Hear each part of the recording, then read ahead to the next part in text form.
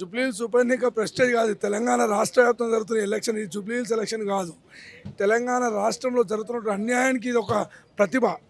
ఎందుకంటే కాంగ్రెస్ ప్రభుత్వం వచ్చిన తర్వాత దోకాబాజలు మాట్లాడి పబ్లిక్ను అనవసరం మోసం చేసినటువంటి ఈ ప్రభుత్వానికి బుద్ధి చెప్పే ఎన్నిక.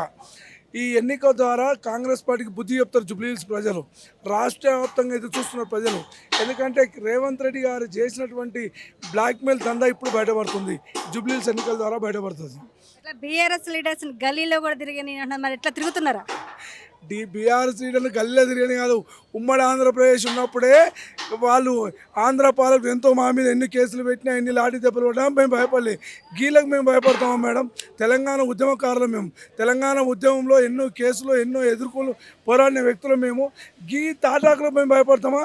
ఈ తాటాకులు మేము బయటోళ్ళం కాదు, మేము ఉద్యమం చేసిన వాళ్ళం. కేసీఆర్ మా అంటున్నాడు. కేసీఆర్ మా అంటున్నంతసేపు టీఆర్ఎస్ కార్యకర్తలు ఎవడు ఏమి చేయలేడు, ఎవడు ఏమి పీకలేరు కూడా. కేసీఆర్ పరిపాలన ఎట్లుండే? బ్రహ్మాండంగా ఉండే కేసీఆర్ ప్రభుత్వంలో అందరూ బాగుపడ్డారు. ఏ ఒక్క కుటుంబం బాగుపడలేదు, అందరూ బాగుపడ్డారు. రేవంత్ రెడ్డి ప్రభుత్వం వచ్చినాక ఈ రాష్ట్రం దివాలా కోరి చేసింది. ఈ రాష్ట్రం పరిస్థితి ఏంది? కేసీఆర్ ఉన్నప్పుడు రాష్ట్రం 29వ రాష్ట్రం తెలంగాణ అంటే ఎక్కడ పోయినా విలువ ఇచ్చారు. రేవంత్ రెడ్డి వచ్చినాక విలువ ఇస్తలేరు. రేవంత్ రెడ్డి చెప్తున్నా చెప్పలేకపోతున్నా, అప్పు కొడుతులే అని చెప్పి.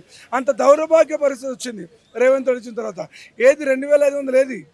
మహిళలకు 2500 ఇస్తాను. ఏది 4000 రూపాయలు పింఛన్ ఇస్తాడు. ఎంత బాగా చెప్పి నువ్వు డిసెంబర్ ఈ నెల ఓటేని వచ్చే నెల చేస్తాడు. ఎన్నేళ్ళు అవుతుంది? రేపు డిసెంబర్ వస్తే 2 నెలలు అవుతుంది కదా. ఏం చేసిండు రేవంత్ రెడ్డి? ఏ ముఖం పెట్టుకుని ఇలా జూబ్లీహిల్స్ ప్రజలను ఓటాడేదానికి వస్తున్నాడు? ఇలా క్యాబినెట్ మొత్తం జూబ్లీహిల్స్ మీద ఉన్నది. అదే రాష్ట్రంలో వర్షాలు పడుతున్నాయి, ఎంతోమంది రైతులు ఇబ్బంది పడుతున్నారు, వరిధాన్యం తడిచింది. దాన్ని పట్టించుకున్న నాదు లేడు. ఏమన్నా జూబ్లీహిల్స్ ఎలక్షన్ ఒక్క ఎలక్షన్ ఓడిపోతే అన్నట్టు నీ కిరీటం పడిపోతుందా? లేకుంటే నీ రేవంత్ రెడ్డి గవర్నమెంట్ పడిపోతుందా? అక్కడ రాష్ట్రంలో అయ్యో అన్నో రామచంద్రన్ రైతులు మొత్తుకుంటారు ధాన్యం ధరిచి. అది పట్టించుకోవాలంటే క్యాబినెట్ అందరినీ గల్లీలో తీస్తున్నారు. ఏనాడని ఎవరికైనా పడాల రామరెడ్డి కాలేజ్ తెలుసా? శ్రీనగర్ ఎవరికైనా తెలుసా? రహమత్ నగర్ ఎవరికైనా తెలుసా? బోరమండి ఎవరు తెలుసా? ఇలా గల్లీ తిరుగుతున్న బుయ్య బుక్కకారులు. నిన్న మొన్నటివే బుక్కకారులు 2 నెలల నుంచి ఏం చేశారు?